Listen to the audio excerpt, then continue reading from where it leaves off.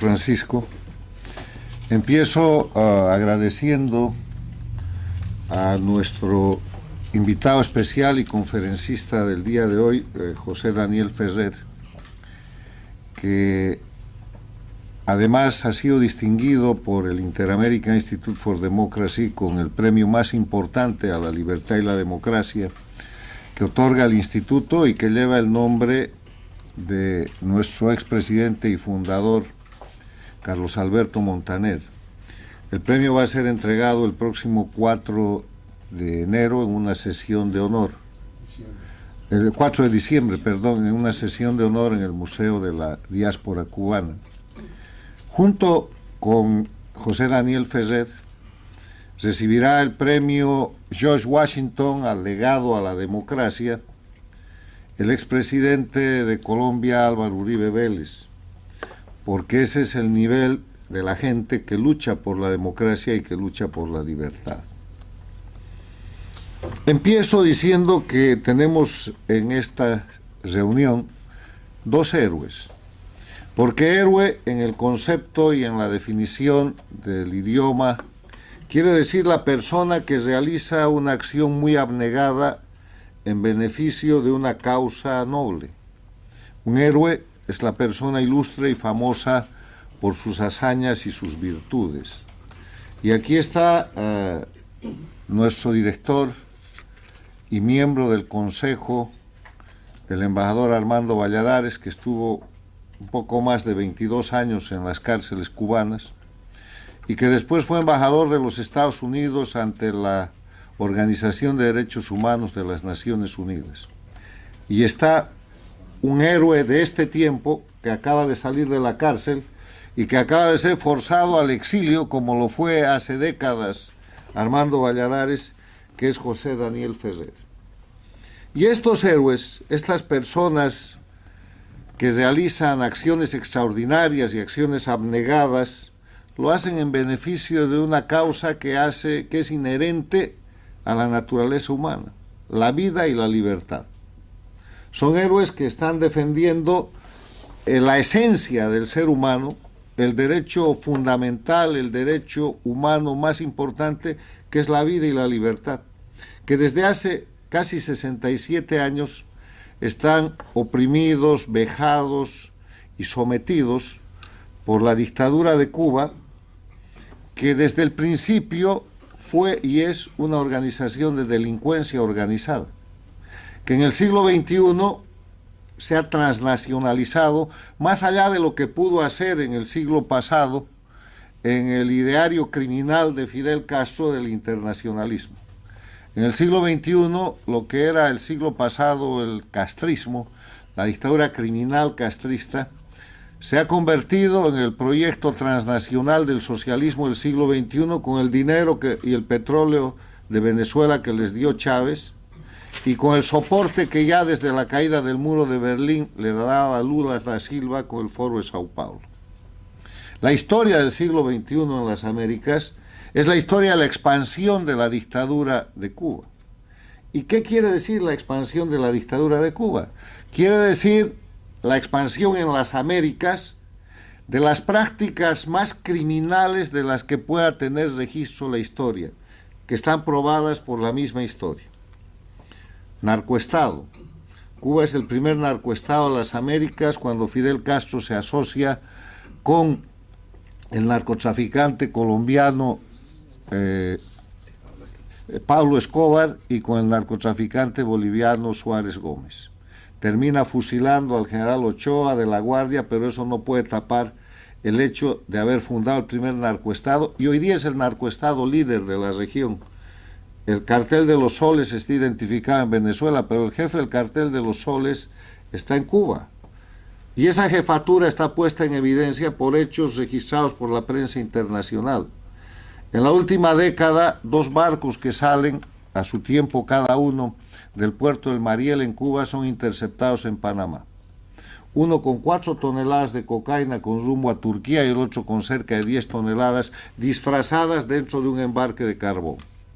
¿Desde cuándo Cuba produce cocaína? hay coca en Cuba.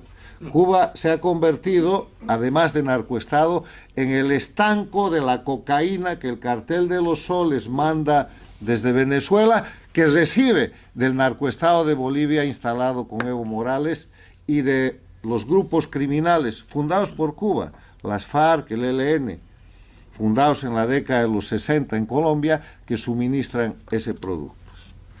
Han expandido los narcoestados y en vez de tener un narcoestado que era Cuba a principios de este siglo, hoy día son narcoestados Cuba, Venezuela, Nicaragua y Bolivia. El otro elemento es que ha expandido su mecanismo de terrorismo de Estado. Terrorismo de Estado se define como las acciones criminales que se cometen desde el gobierno con el propósito de generar miedo en la población, de manera que con ese miedo se logren conductas de sometimiento que de otra forma no serían posibles. Y aquí están dos víctimas del terrorismo de Estado, Valladares y Ferrer. Ferrer el más reciente, encarcelado, liberado, reencarcelado, sentenciado, amenazado, enfermado, torturado en las cárceles, hasta que es forzado a salir al exilio para salvar la vida de su esposa y de su hijo. Pero cuando sale al exilio, lo que hace es esa gran frase, esa gran palabra ya dicha por un guerrero notable en la Segunda Guerra Mundial, volveré. Y esa palabra de volveré de José Daniel Ferrer es la señal de que la Cuba dictatorial después de 67 años, ese grupo criminal que funciona en base a crímenes de lesa humanidad, a la creación de guerrillas, a la exportación de terrorismo, a la administración de jueces sicarios, jueces que no son administradores de justicia, sino verdugos de la tiranía, se está extinguiendo y se está agotando.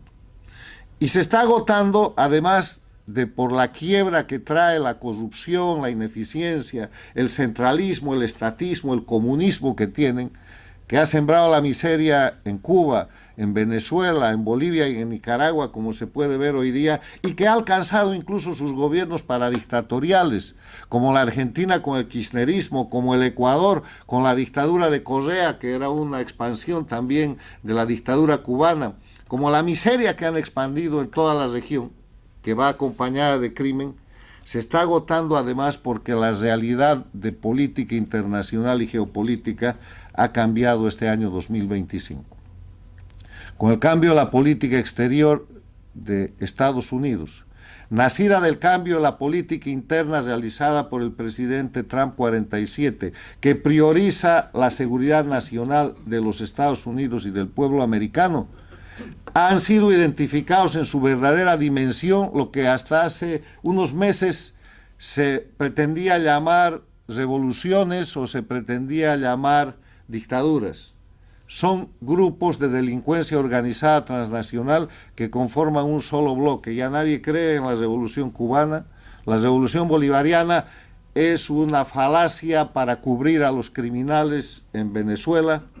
El cambio en Bolivia, el proceso de cambio es el argumento para tapar el narcoestado y la organización criminal que todavía permanece en ese país. La revolución sandinista no es sino un grupo de bandoleros metidos en todos los delitos, y estos grupos tienen un sistema que llaman socialismo del siglo XXI que los cubre. El cambio geopolítico que se produce en la región ha venido a dar el único elemento que faltaba para liberar a los pueblos de Cuba, Venezuela, Nicaragua y Bolivia. Porque todo el mundo se pregunta y dice, ¿por qué con tanta lucha, con tanta resistencia, con tanto héroe, con tanto encarcelado, con tanta sanción y con tanto discurso a nivel internacional no caen las dictaduras? Por una sencilla razón. Porque hasta ahora en la confrontación no había una lucha de igual a igual. Mientras las dictaduras de Cuba y sus satélites y su expansión usan la tortura, las armas, la agresión, la lucha armada, la amedrentación, la violencia, las democracias se defendían simplemente en el marco de lo que es lo políticamente posible, lo políticamente correcto, que presentaban democracias en un escenario de indefensión.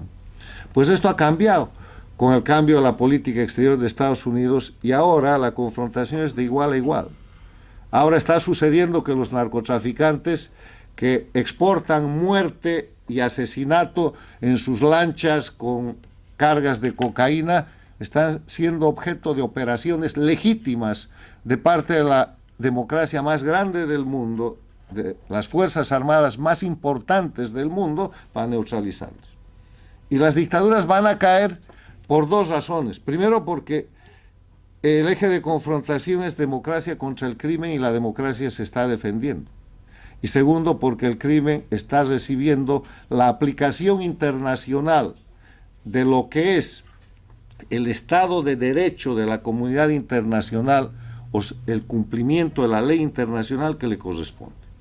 Esto es cuestión de meses. Yo creo que el próximo año, el año 2026, es el año de la liberación de los pueblos. Este año vamos a ver la liberación que avanza en Bolivia, donde el presidente Rodrigo Paz ha tomado el gobierno, le corresponde ahora tomar el poder y desmantelar el narcoestado, donde en días o en semanas vamos a ver la extinción del cartel de los soles en Venezuela y a partir de eso la liberación de los pueblos de Cuba y Nicaragua. Muchas gracias.